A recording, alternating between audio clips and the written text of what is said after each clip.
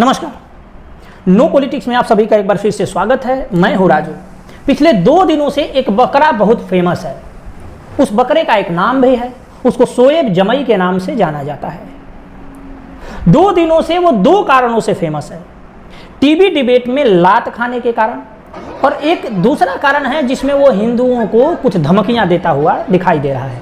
पहले बात करते हैं टीवी डिबेट में। टीवी डिबेट में 72 हुर्रें एक फिल्म आ रही है जिस पर डिस्कशन चल रहा था। उसी पैनल में सुबुही खान नाम की एक महिला थी जो इस शोएब जमई, इस बकरे के अगेंस्ट में थी, और वो इसके खिलाफ में कुछ बातें कह रही थी। उसको लेकर के, उसके विवाह को लेकर के, उसके पर्सनल लाइफ को लेकर के शोएब जमई ने उसको कुछ नाजायज शब्द कह दिए कि उसके बेटा भी नाजायज हो गया, उसका विवाह भी नाजायज हो गया, इस तरह का बात वो बोल दिया। इस पर वो सुबुही खान आग बबूला हो गई, और आग बबूला होने के साथ ही इसकी वहाँ पे 2-4 थप्पड़ कुटाई कर दी। हालांकि इसकी मैं कड़ी निंदा करता हूँ कि भाई क्यों बीच में अमन चोपड़ा और उनके लोग आकर के उसको बचाए।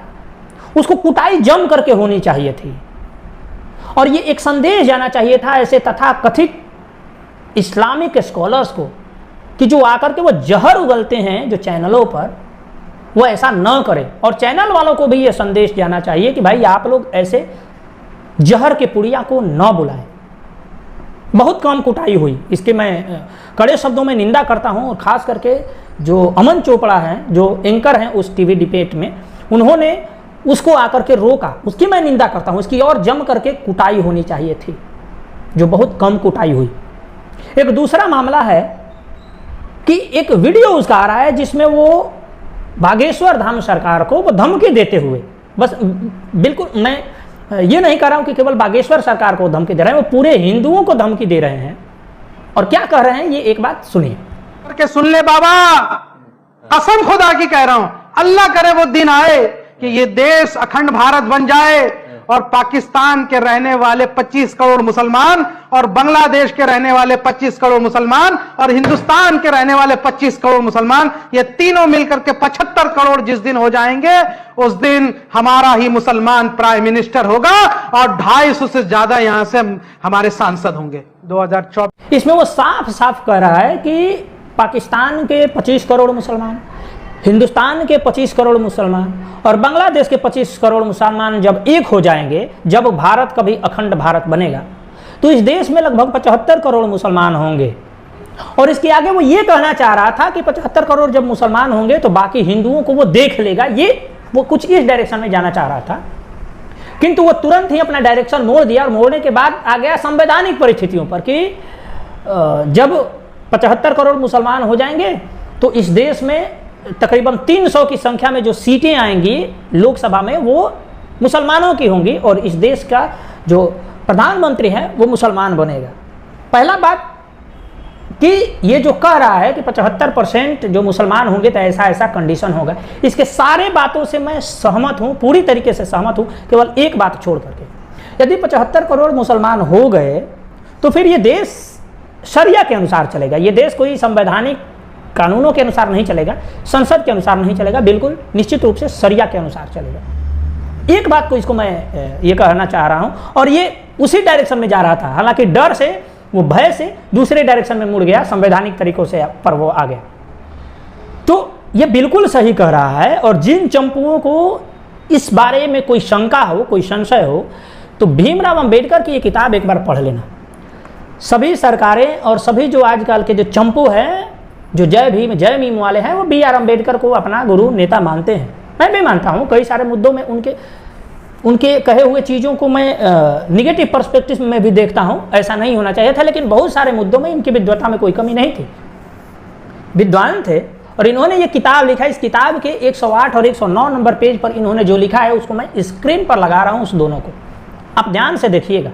इसमें ये स्पष्ट रूप से कह रहे हैं कि यदि सेना के स्तर पर भी कोई इस्लामिक मुल्क यदि भारत पर अटैक करने का प्रयास करता है तो इस देश के जो मुसलमान सैनिक हैं वो भारत की तरफ से नहीं लड़ेंगे, वो निश्चित रूप से उस देश के अनुसार लड़ेंगे, उसके सेना के साथ लड़ेंगे जो इस्लामिक सेना होगी, और पूरे भारत में इस्लामिक शरिया स्थापित करने का प्रयास करेंगे। और ये कई बार भविष्य में हो चुका है।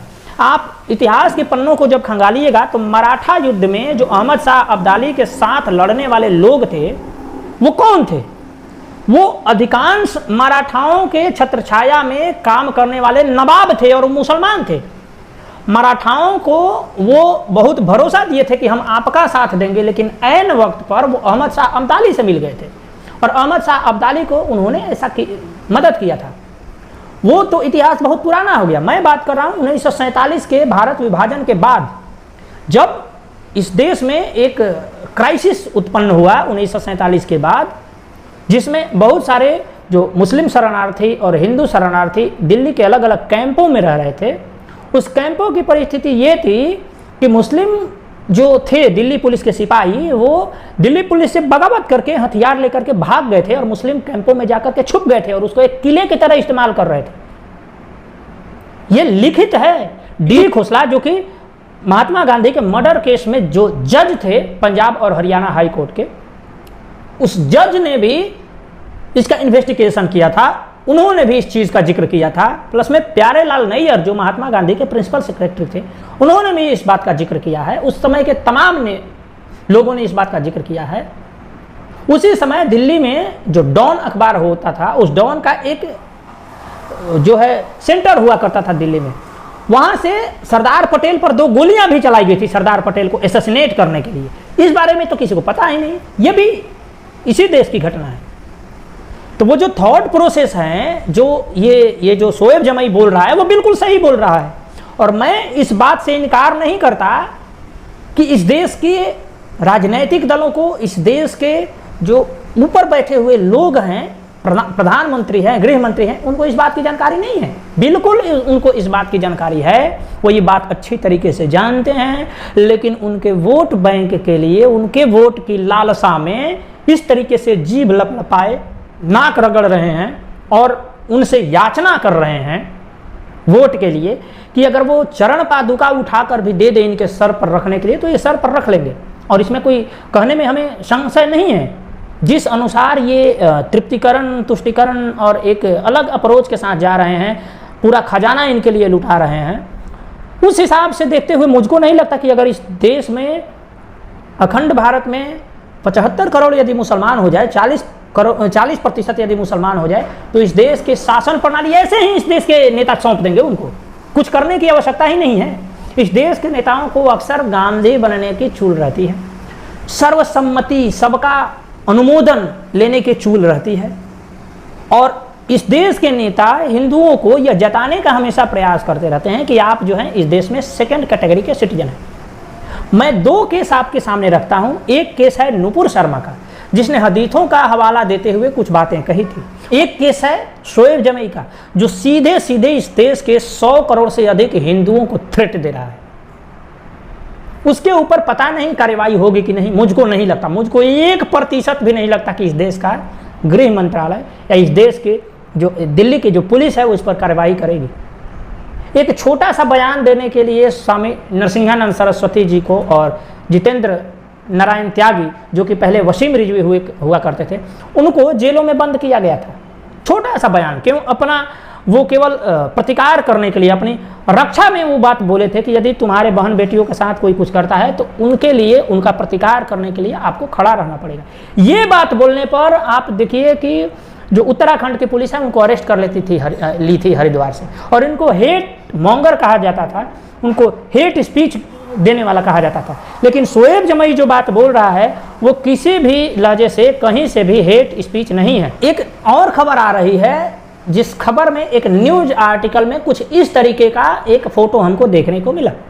ये फोटो है मणिपुर का, उसी मणिपुर का जहां तकरीबन 1 महीना से खुलेआम नरसंहार चल रहा है। मैती हिंदुओं का वहां से पलायन जारी है, उनको मारा जा रहा है चुन चुन करके। वहां पर बीजेपी का विधायक ये एक बोर्ड लगाकर बैठा है, एक बॉक्स लगाकर बैठा है, जिस पर वो लिखा है कि please drop your snatched weapon here, कि आप अपना जो छीना गया हथियार है, जो पुलिस महकमों से हथियार जो टेररिस्टों ने छीन लिया है, उन हथियारों को इस बॉक्स में डाल दें, उन पर कोई कार्यवाही नहीं होगी। आपको यह बता दें कि 4000 हथियार, गोला बारूद, सब चीज़ छीना गया है उग्रवादियों द्वारा। और इस देश के गृह मंत्री जाते हैं, चाट समोसे खाते हैं, निश्चित रूप से वो कुछ मीटिंग्स भी किए होंगे सुरक्षा का हवाला देते हुए, कुछ वहाँ के स्वयंसेवी संस्थाओं से मिलते हैं और तपली बजा करके वापस आ जाते हैं। वहाँ के एक युवती का दर्द स्पष्ट रूप से झलक रहा है, पहले उसके इस बात को सुनिए। तुम लोगों का जान चली गई है और इसमें पता नहीं किसका फायदा उठा रहे हैं, किसका फायदा हो रहा है। और मुझे तो लगता है कि ये जानबूझ के करवा दिया गया है, जानबूझ के लगातार बैलेंस करने दे रहे हैं, क्योंकि 20 दिन हो गया या बहुत हो गया। अब बचाइए, नहीं तो इंडिया की सुपर पावर कंट्री बनने के लिए सोच रहे हैं ना, उसके नाम पे दब्बा है। कंट्री जो सुपर पावर बनने के लायक है, ये छोटी सी स्टेट को भी नहीं बचा सकते क्या? एक बार बताइए, इंडिया का फ्री हैंड घूम रहा है, मिलिटेंट्स लोग खुले आम जगह गन उठा के घूम रहा है और आर्मी लोग देख के ऐसे कर रहा है। ये थोड़ी ना ऐसे कर सकते, बताइए। तो इसका मतलब आर्मी को प्रॉपर ऑर्डर नहीं मिला है या फिर कुछ तो है, जो हायर अथॉरिटी है उसको प्रॉपरली उसको नहीं बताया कि ये एक्शन लो। बहुत इनेटिव हो चुका है ये सब मणिपुर में। युवती स्पष्ट रूप से कह रही है कि 20-25 दिनों से ये खेल चल रहा है, सरकार को अब इस पर सख्त एक्शन लेना चाहिए। लेकिन सरकार ऐसा लग रहा है कि जानबूझ करके ये करवा रही है। मिलिट्री के सामने से कोई उग्रवादी हथियार लेकर के जा रहा है, लेकिन मिलिट्री उस पर एक्शन नहीं कर रही है। पैरामिलिट्री वहां पर खड़े खड़े मूक दर्शक बनी हुई है। कहीं ना कहीं से तो उसको ये ऑर्डर आया है कि भाई इन पर क्रैकडाउन नहीं करना है, इनको प्रेम से सहलाया जा रहा है। और यही दर्द इस युवती के मुख से झलकता हुआ दिखाई दे रहा है। मैं आपको एक सीन देता हूं जो हाइपोथेटिकल सीन है कि अगर ये कांड कोई हिंदू संगठन किया होता तो क्या इतना ही प्रेम से ये सरकार डील करती? नहीं करती। अब तक उन पर भयंकर क्रैकडाउन शुरू हो गए होते। लेकिन ये सरकार इस्लामिस्टों को लेकर के, इस सरकार तथा कथित माइनॉरिटीज कुकी आतंकवादियों को लेकर के इतनी सॉफ्ट है कि अभी तक उस तरीके की क्रैकडाउन नहीं सुनने को मिला है। बताइए, जिस राज्य में आर्मी के ट्रूप्स भेजे गए हैं, जिस राज्य में पैरामिलिट्री के ट्रूप्स भेजे गए हैं, वहां अभी तक हिंसा नहीं रुक रही है। कोई ऑपरेशन बड़ा लॉन्च नहीं किया गया इनको पकड़ने के लिए। तो ये कब तक चलेगा? कुछ ना कुछ ऐसा है जो इस देश के गृह मंत्री हमसे छुपा रहे हैं, या उनकी कुछ मंशा ही कुछ और है। पता नहीं आगे क्या होगा। वैसे आपको जो लगता है आप हमें कमेंट बॉक्स में लिख सकते हैं, और अच्छा लगा हो तो आप चैनल को सब्सक्राइब भी कर सकते हैं। आपका बहुत बहुत आभार। नमस्कार।